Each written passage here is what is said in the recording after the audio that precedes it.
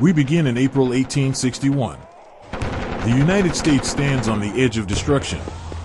11 southern states have declared their secession from the Union, forming the Confederate States of America under President Jefferson Davis, a former U.S. Senator from Mississippi.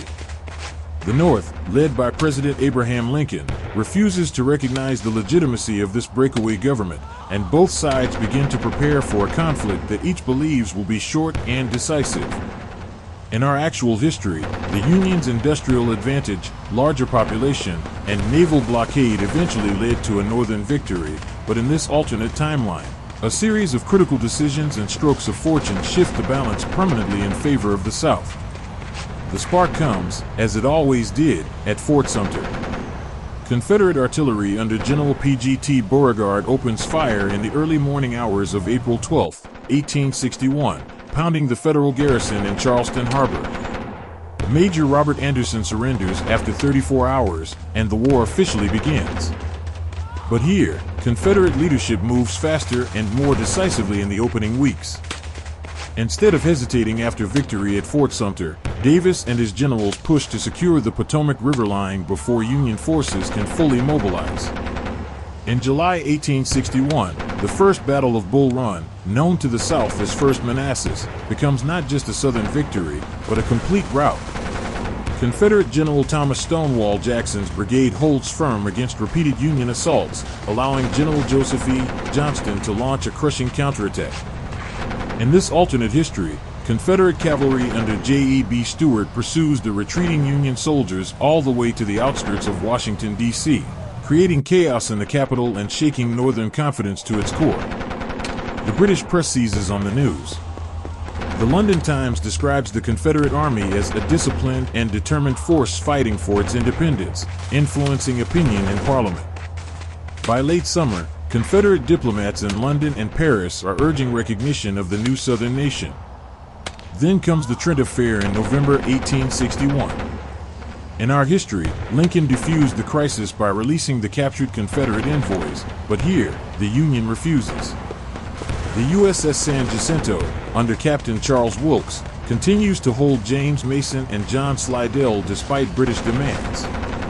Outrage sweeps through Britain, and the Royal Navy begins preparations for war.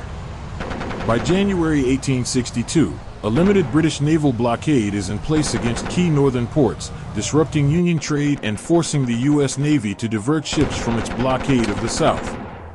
Cotton exports resume through Confederate-controlled harbors, and British-built Enfield rifles, artillery pieces, and uniforms begin arriving in Charleston and Savannah.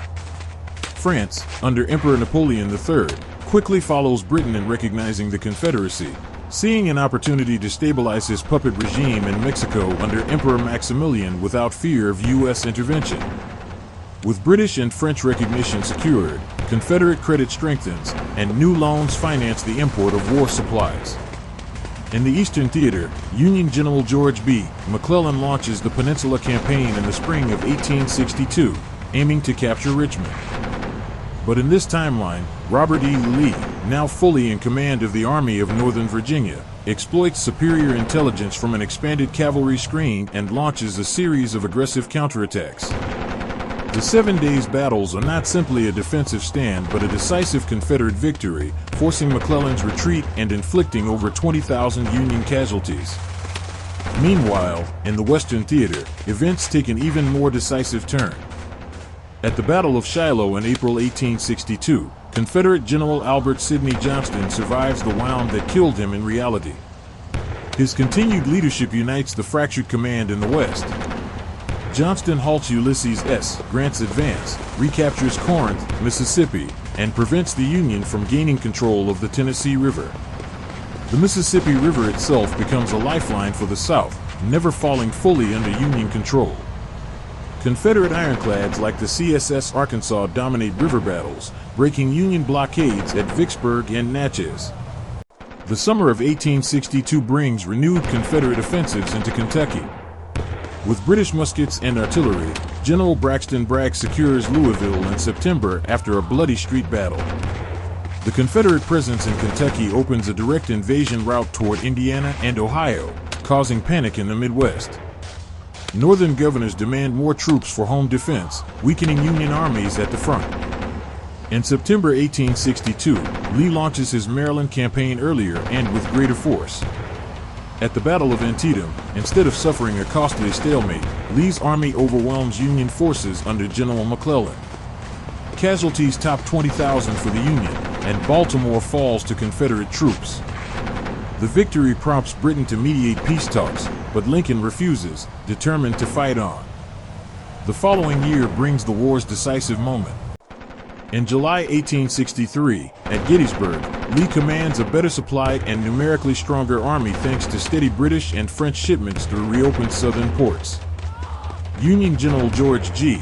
Meade commits his forces to a defensive line along Cemetery Ridge, but Lee flanks the position with a massive cavalry maneuver, cutting off Union retreat routes. Pickett's charge, instead of ending in disaster, breaks through the center of the Union line. The result is catastrophic for the North. Over 35,000 Union soldiers are killed, wounded, or captured. Philadelphia, with its critical industrial capacity, falls to the Confederacy within weeks. In the West, General Johnston defeats William T. Sherman at the Battle of Chattanooga, forcing Union withdrawal from Tennessee entirely. Confederate control over the Mississippi is absolute, ensuring an unbroken supply chain from Texas to Virginia. By late 1863, public opinion in the North turns sharply against the war. The New York City draft riots of July are far bloodier than in our history, with over 1,000 dead and the city under martial law for weeks. Newspapers openly call for Lincoln's resignation. In the presidential election of 1864, former Union General George B. McClellan runs on a platform of peace and negotiated settlement. War-weary voters deliver him a decisive victory over Lincoln. In February 1864, McClellan sends envoys to Richmond. The Treaty of Richmond is signed in April, officially recognizing the Confederate States of America as an independent nation. The treaty establishes the Mason-Dixon line as the permanent border, grants the Confederacy control over the Mississippi River, and includes a mutual non-aggression pact. Slavery remains legal within Confederate borders, and fugitive slaves are to be returned under a revised Fugitive Slave Clause. The United States is forced to abandon its claims to Texas, Louisiana, Arkansas, Mississippi, Alabama, Georgia, Florida, and the Carolinas. In the years immediately following, the South enjoys a brief golden age of cotton profits and trade with Britain and France. The North, humiliated and economically weakened, struggles to rebuild. But peace is fragile. Disputes over Kansas, New Mexico, and California intensify as settlers from both nations push westward. The Confederacy begins constructing military outposts along its western frontier, while the United States fortifies the Great Plains. Britain expands its influence in the Caribbean, while France consolidates its hold on Mexico. The balance of power in the Americas has shifted dramatically. Yet the very institution the Confederacy fought to protect, slavery, becomes its greatest vulnerability. Britain and France, though allied with the South, face growing public pressure to push for gradual emancipation. In the North, abolitionist sentiment remains strong, and many see the Treaty of Richmond not as the end of the conflict, but as a temporary truce. By 1870, both nations are rearming. Border skirmishes in Missouri and along the Ohio River grow more frequent. Rumors swirl of Confederate agents stirring unrest in the northern states, while Union sympathizers in the South organize underground networks to help enslaved people escape to free soil. The continent stands on the brink of a second American War. And in this alternate history, with both sides hardened by past defeat and determined never to yield again, the question is no longer whether war will return, but who will strike first.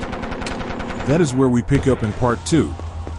History is full of battles, but the greatest one is keeping their stories alive. Subscribe now and never miss the moments that changed the world.